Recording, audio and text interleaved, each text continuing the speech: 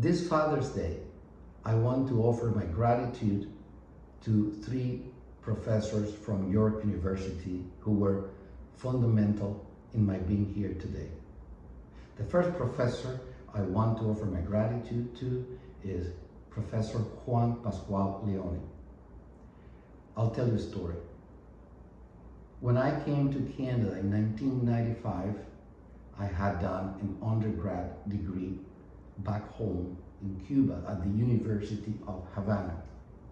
I didn't come to Canada with a scholarship. I didn't have any special status. I was a run-of-the-mill immigrant. I just happened to have studied psychology, and I felt very strongly about continuing my studies. So I applied to, I believe I applied to OISE, and I applied to York University. At OISE, they didn't even look at me. However, at York University, I met with Professor Pascual Leone. He knew of the program of psychology back home. He had exchanged information with some of my professors. So he was happy to sit down with me. We exchanged ideas. He talked to me about his life. I knew who he was. Let me tell you who Professor Pascual Leone is. So he went to Switzerland at the end of his career as a doctor. He had studied medicine, and he had studied neurology, and he had a vested interest, his own desire to learn. His curiosity took him to meet Jean Piaget in Switzerland.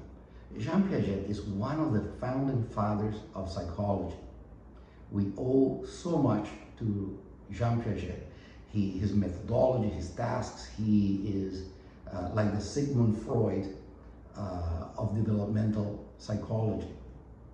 So Juan Pascual Leone met with Jean Piaget, who took him in as a postdoc student, and when they were exchanging ideas, Juan Pascual Leone challenged Jean Piaget's theory of developmental stages in a fundamental way, such a fundamental way that he single-handedly created something that has come to be known as Neo-Piagetian theory. So there I am at York University sitting down with history, precisely, and he's telling me that yes, that he will support my application, that he would be happy to have me as his student. He saw something in me. So I applied to York University.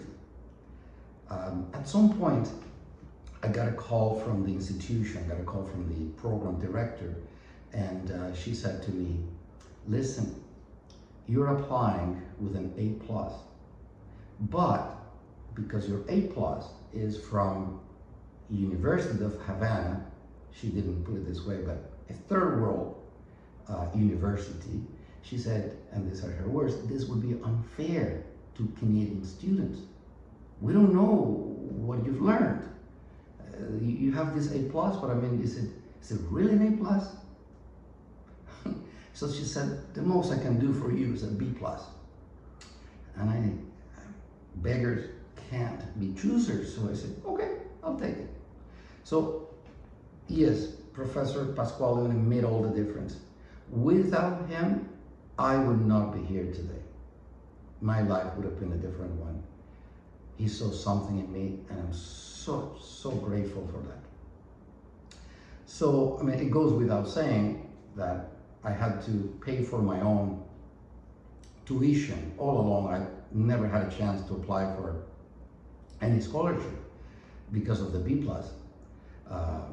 But I got accepted, and I got to meet history.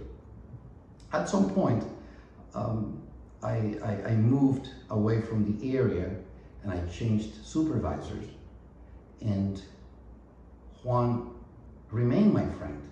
He opened his heart, he opened his house, he opened his family to me. I met everyone, and he is without a doubt my most important psychological father. After I met Juan, I don't know what you know about the life of a PhD student, but it's the stuff of jokes. You know, you struggle with poverty. On top of that, I didn't have any family in Canada. Loneliness, you know, the language. I mean, when I made it to York University, I spoke with a very, very heavy accent, and my vocabulary was nowhere what it is today. And there I am. I remember at the time there was only another foreign student in the program. It was a woman from Iran. That changed about 3, 4, 5 years later, and so on. Other students from different countries started, you know, to pour in, but they all came through scholarships. I was just an immigrant who would say, you know, I have a degree from psychology from Cuba, and I really want to be a psychologist, and I want to apply. I didn't know it was so darn hard to get in. At the time, it was something like 500 applicants and about 12 positions within the program. It was insane. Without Juan's help, I would not have made it. Anyway, I changed areas. I struggled. I had to take time off. I had to take, come back, take my courses. I struggled to pay my tuition, all of that. And it takes me a long time. Sometimes it takes you a long time and a lot of commitment to do a PhD. And that was my case. So towards the end, I am without a supervisor. My supervisor had retired, and he had chosen not to support me with my dissertation anymore. I was without an advisor. Imagine that. What the stress of that. And I then went to Dr. Fred Weizmann, who knew barely nothing about me. And he gave me a chance without knowing much about me. He said, okay, I'll accept you. And I earned his respect a chapter at a time. I will send him a chapter, we'll review it, come back with questions, we'll send it back. And at the end, he put together for me a dream team for my dissertation defense. I'm so grateful for that. After I graduated, let me tell you about Dr. Fred Weizmann. Dr. Fred Weizmann had, if Juan had studied as a postdoc with Jean Piaget, Fred Weizmann had studied with none other than John Bowlby in London, England. John Bowlby is a historical figure, an incredible historical figure. He's the professor, he's the clinician who coined the term attachment. Attachment anxiety, safe attachment, insecure attachment, all that jazz. This is the cutting edge of psychotherapy today, something called emotionally focused therapy, which is essential to the work with couples, is completely based on John Bowlby's theory. Well, there I am, working with this professor who's telling me all of these anecdotes about Bowlby and his conversation with him. And I'm like, wow, this is amazing. Well, I finished my dissertation and I connect with Professor Harvey Brooke, who is now passed. Let me tell you about Harvey. Harvey is one of the founders of the Ontario Psychological Association. Harvey is an institution, was an institution, his name still is big in psychology in Ontario. Well, guess what? I get to have this amazing conversation, just super sophisticated talks about psychology and the evolution and the training, anecdotes, his struggles and his opinions and all of that. And I got to enjoy something that Harvey was known for, his sarcasm, his sense of humor. It was a delight to talk to him. I remember we were talking about my story and the difficulties. I'm graduating and he's coaching me professionally at this point. And I said, what about that? What was it so hard? And he said, had a very raspy voice and say, Hugo, we just had to make sure that you wouldn't kill anyone, coming from Cuba and all. I'm so grateful to Harvey for all of his advice, for his friendship. He opened his house to me as well, and that made all the difference. So today is Father's Day, June 2023, and I've been meaning to offer my gratitude for a long time, but also a reflection. If you work with me, if you're my patient, I also want you to hear this reflection, and I want you to know a bit about me. It's important who you're talking to. We don't have the time to, during our sessions, to talk much about myself, and sometimes we do, sometimes we don't, but you're the most important person in the session, of course. And I want to share with you this reflection about the effectiveness of the father function that is sometimes taken by a professor, it's taken by a mentor, it's taken by someone else who is not your father. You may have had a father who was very ineffective, a distant father, an alcoholic father, you name it, a father who hurt you growing up. But here and there's this person who makes a difference for you, and it's a big difference. And I want to share with you 4 things that identified my professor's style of mentoring, of fathering me.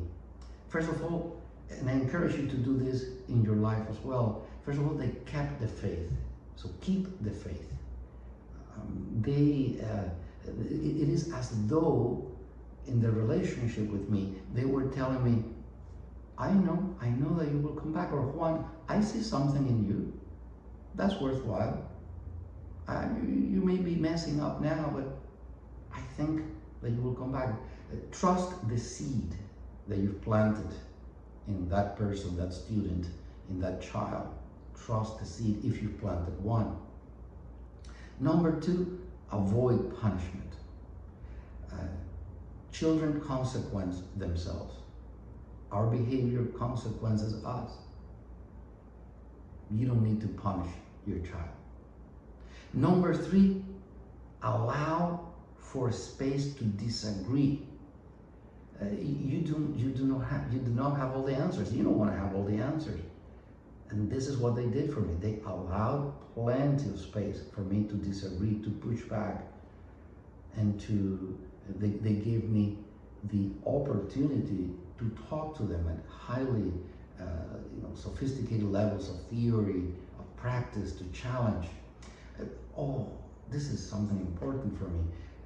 I took a course in psychodiagnostics with Dr. Brooke, and in one of the exams, I remember I had to do a review for a test, the thematic apperception test, the TAT. This is an old psychoanalytic based test. Harvey also had a vested interest in psychoanalysis. He could have been a psychoanalyst. I think he was a psychoanalyst, to be honest with you, in his own right. And on the exam, in the corner, I still have that treasured. He wrote, "This is the best TAT analysis I have read in my life." Wow. So my gratitude to Harvey is enormous, because he's the one who finally took me into the professional world. And he did that by the last aspect I want you to think about is keep the friendship. It doesn't matter how much you want to teach. It doesn't matter how good your advice is, that if for whatever reason you don't keep the friendship with your child, everything is lost. The friendship, the relationship you have with your child is the most important aspect in parenting. Everything else stems from that. So this Father's Day, please offer your gratitude to someone. Who are you grateful for? Maybe there's someone you want to tell your story to. Maybe there's someone who needs to hear your gratitude. I encourage you to do that. And thank you so much for listening. Dr. Hugo, signing off.